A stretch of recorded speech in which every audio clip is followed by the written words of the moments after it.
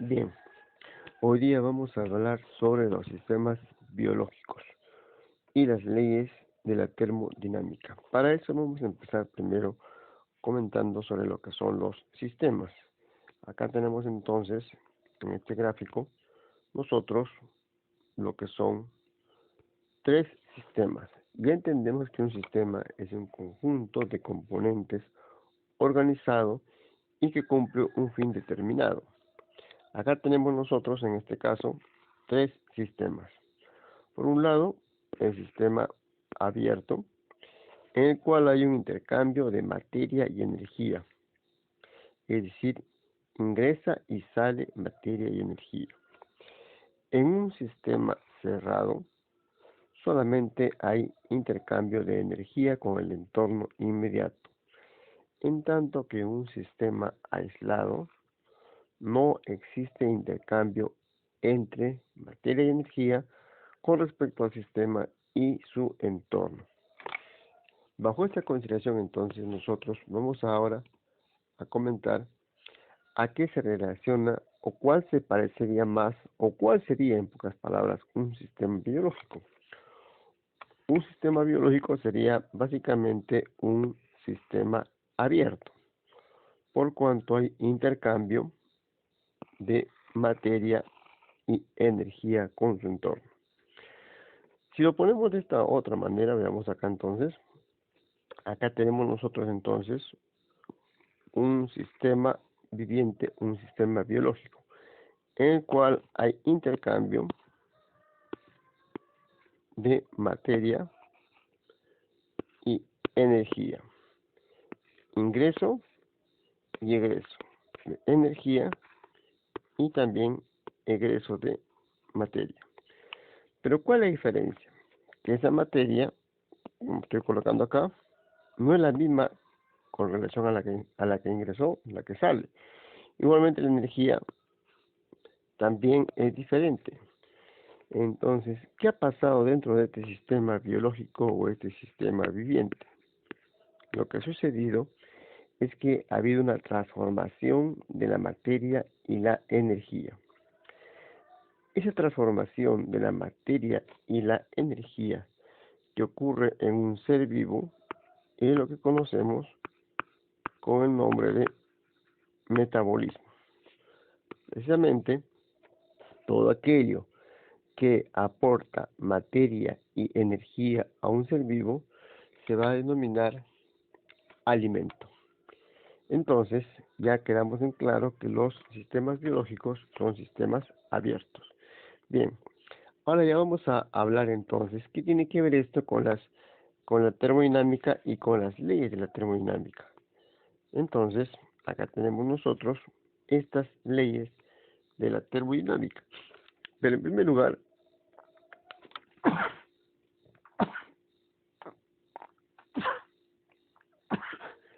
¿qué sería la termodinámica? Si hemos hablado que hay intercambio de materia y energía, precisamente la termodinámica es la disciplina que va a estudiar esos intercambios, esas transferencias de materia y energía a nivel de sistemas. Pero antes de eso, ¿cuán diferente es la materia y la energía? Veamos.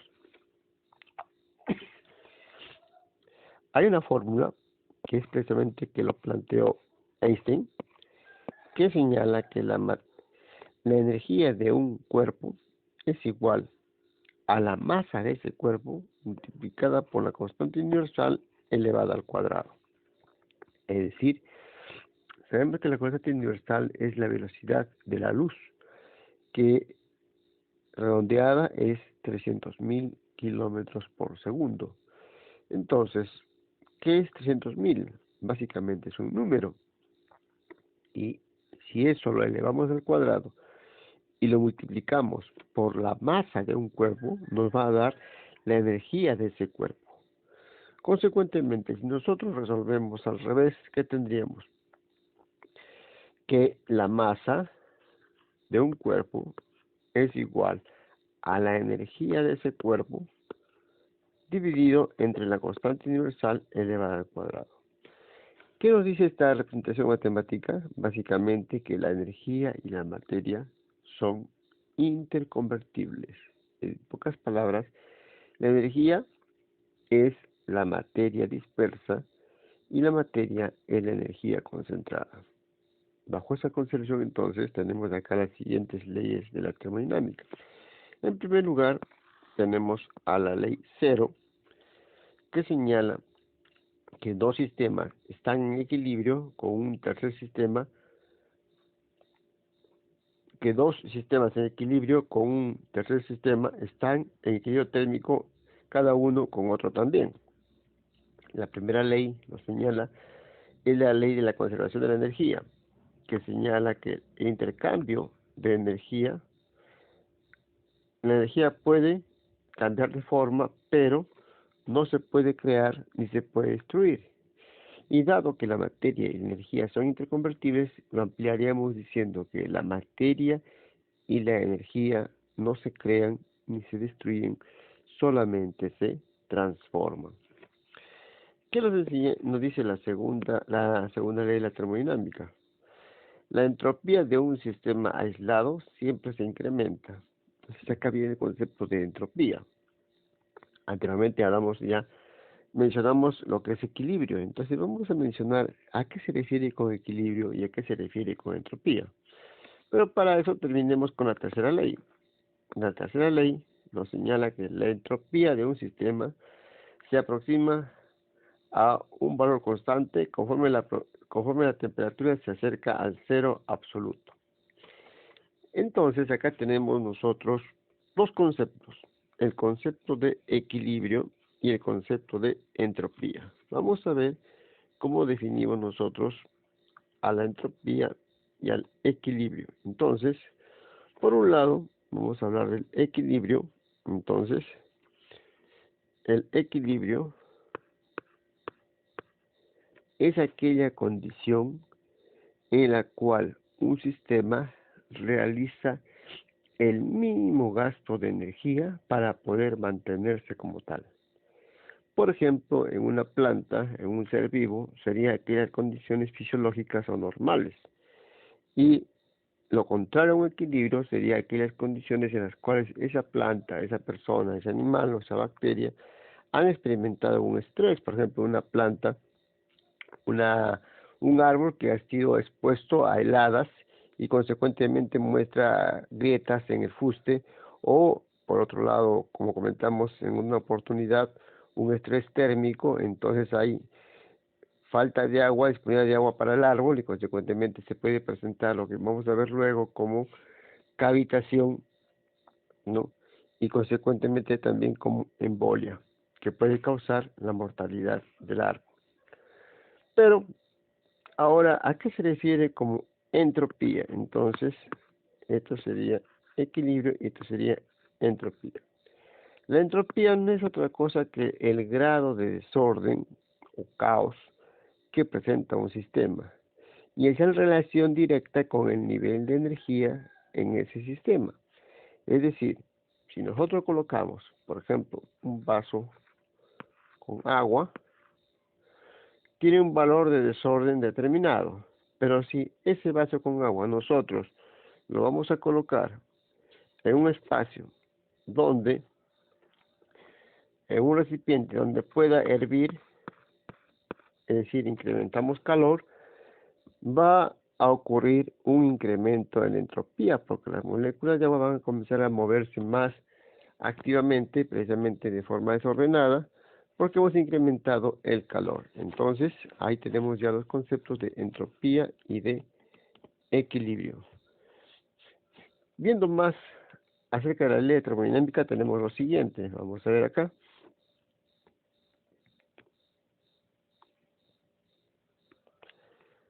La ley cero nos señala que dos cuerpos en equilibrio térmico están a la misma temperatura, es decir, presentan el mismo nivel de desorden, el mismo nivel de entropía también.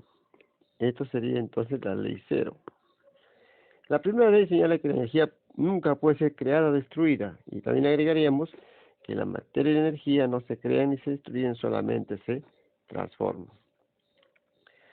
La segunda ley nos señala que la entropía total del universo, es decir, un sistema más su entorno, debe incrementarse en cada proceso espontáneo.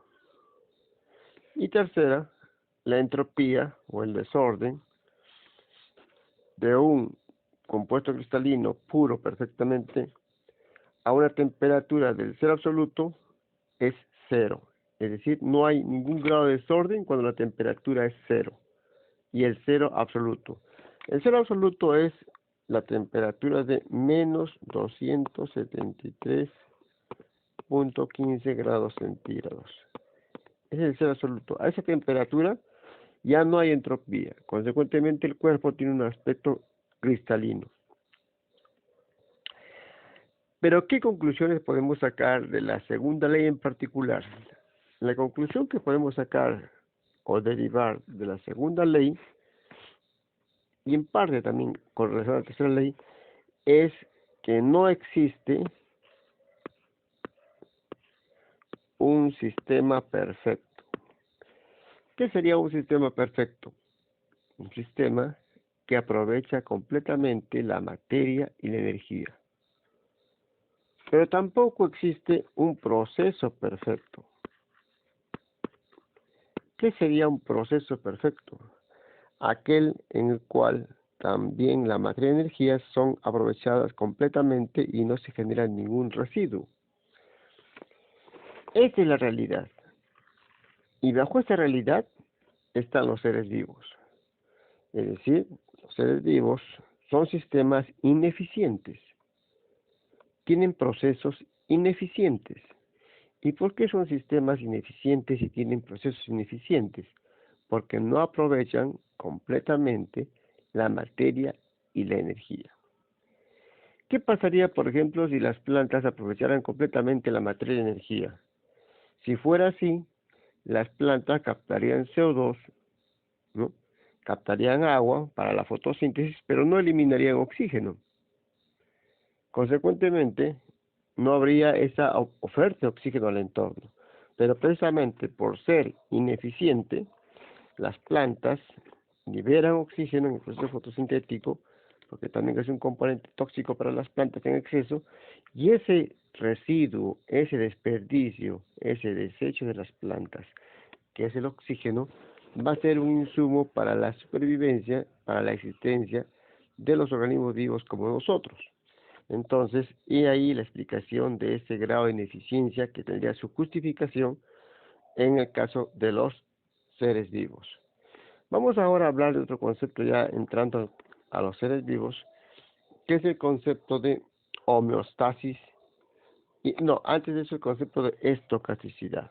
Entonces acá tenemos nosotros, vamos a ver este concepto es muy importante tomarlo en cuenta, que es el concepto de estocasticidad.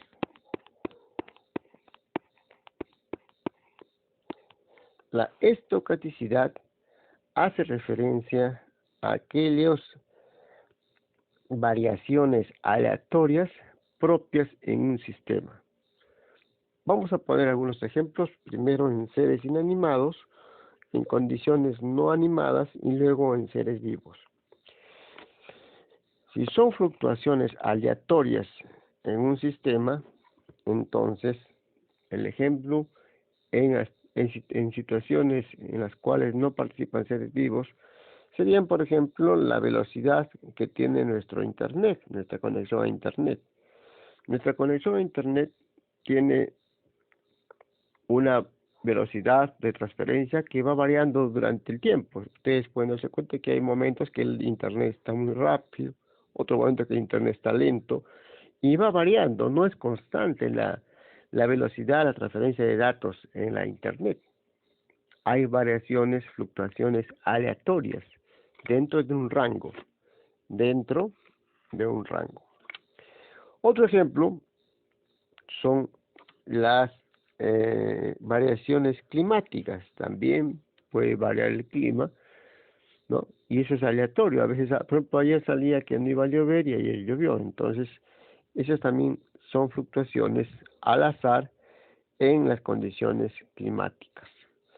Y en el caso de los seres vivos, también hay un rango de variación en el cual los procesos biológicos van a ir variando aleatoriamente, pero dentro de ese rango.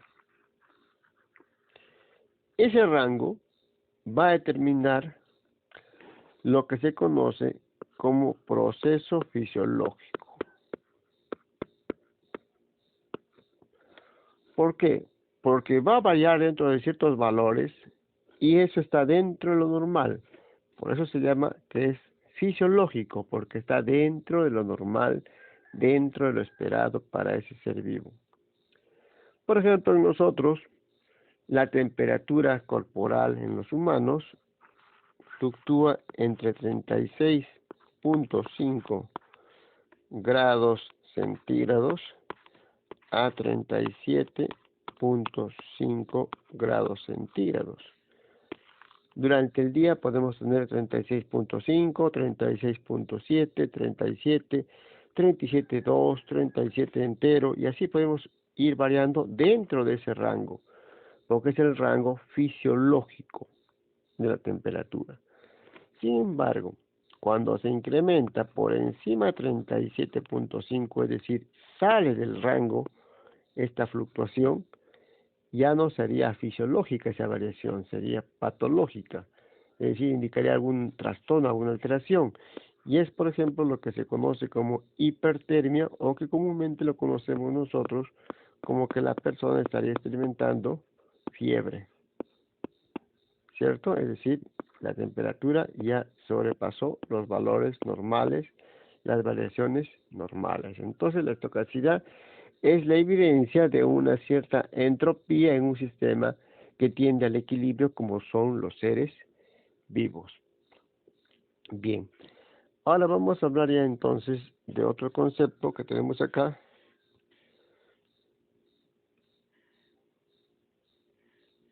Acá lo tenemos,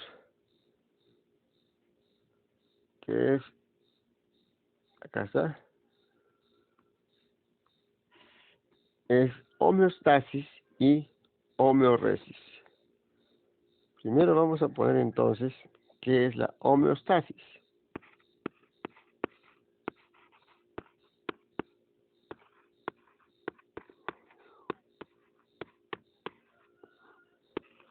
La homeostasis no es otra cosa que lo que acabo de mencionar hace un momento, que el equilibrio dinámico que ocurre en todo sistema biológico, en todo ser vivo. Todas las variables fisiológicas, como su nombre lo dice, varían dentro de un rango, que es precisamente ese rango conocido como rango fisiológico. Pero, por ejemplo, todo ser vivo está expuesto a variaciones como parte de su crecimiento y desarrollo y durante su existencia. Por ejemplo, en el caso de los árboles, cuando van a fructificar, va a haber mayor demanda de nutrientes. Entonces va a cambiar, va a pasar de una condición de equilibrio, que es la de estado vegetativo, a otra condición de equilibrio, que es aquella que corresponde al periodo de fructificación.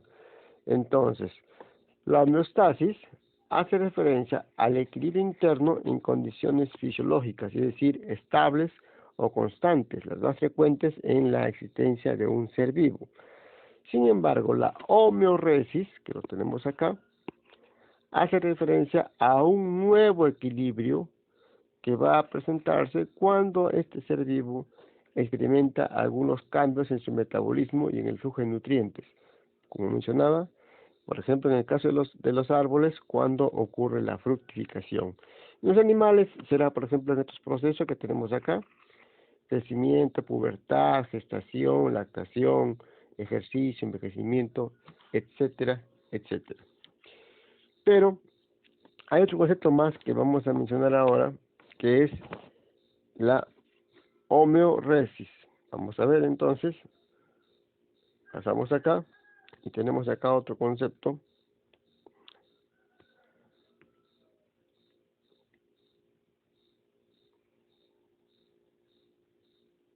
Y acá está. Primero vamos a ver, acá tenemos, vamos a poner acá esto, ahí, muy bien. Y luego vamos a poner este otro acá también.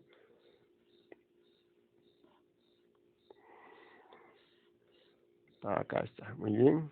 Ponemos por acá. Listo.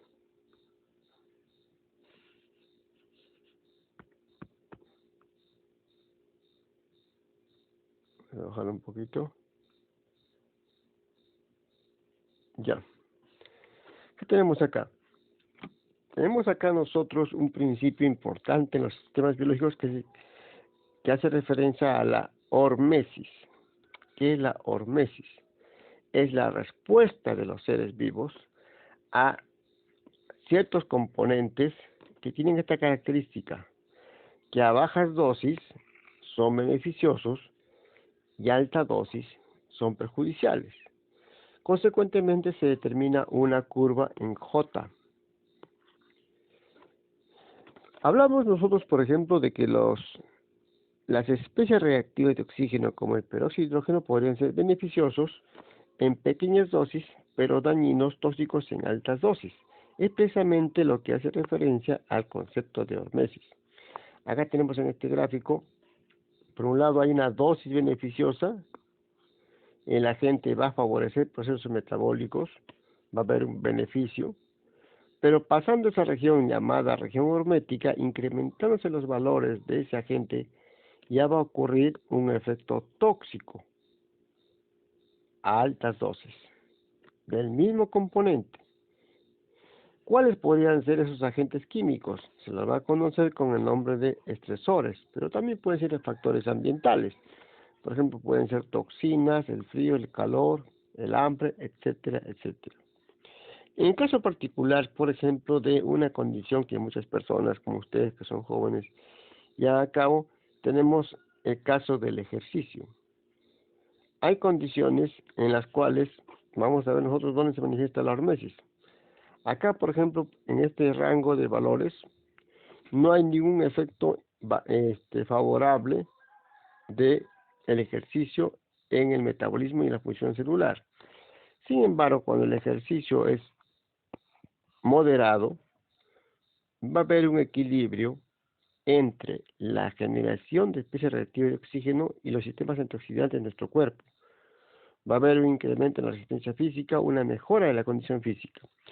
Pero ¿qué pasa si el ejercicio es excesivo? Si hay un sobreentrenamiento. Si hay un sobreentrenamiento, va a haber, en este caso ya, un estrés. Va a haber mayor daño oxidativo, menor efecto de los sistemas antioxidantes y, consecuentemente, un perjuicio al metabolismo y al sistema inmune. Es el mismo ejercicio, sin embargo, la dosis o la cantidad de entrenamiento va a regular un efecto favorable a pequeñas dosis o moderado y un efecto desfavorable cuando es excesivo. Bien, con esto entonces estaríamos terminando la sesión correspondiente al día de hoy.